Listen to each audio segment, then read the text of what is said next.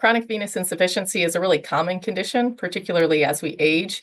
And what happens is you have valves in your veins that help to return blood to your heart. And over time, for a variety of reasons, those valves may fail, which can cause blood to pool in the legs. And a consequence of that can be leg swelling, it can be varicose veins, and in some more severe cases, patients can even get skin changes and ulcerations. So the causes really are multifactorial. So we think that some patients are more genetically predisposed. So oftentimes we do see that patients who have venous disease may mention they had it in their family, either their mother or their father or someone related to them. It is more common as we age. So certainly as we grow older, you're more likely to develop the disease.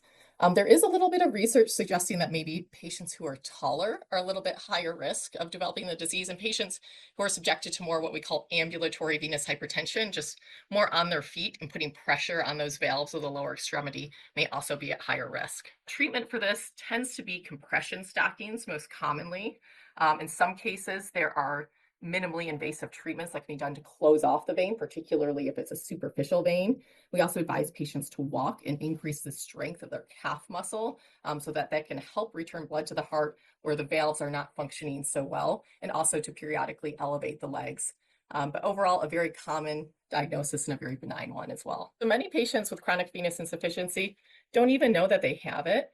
Because it's not picked up on more routine testing.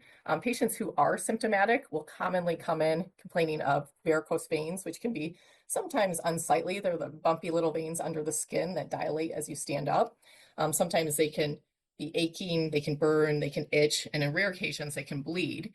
The other most common manifestation we see with chronic venous insufficiency is leg swelling. However, I would caution leg swelling can be from a lot of reasons. So when I have a patient with chronic venous insufficiency and leg swelling, we often do look for other causes that could be contributing. And then the least common way that patients show up with leg swelling is with skin changes where the skin just above the ankle bone tends to get darker, thicker, and then sometimes can ulcerate. So most patients with chronic venous insufficiency will have a pretty benign course. It's not a life nor a limb-threatening condition. In rare cases, patients may go from having varicose veins and leg swelling to developing some of those more severe skin changes and even ulceration, which can be quite painful and hard to heal. And oftentimes patients will have to miss work or become disabled because of that condition. But again, that's a rare number of patients that happens to.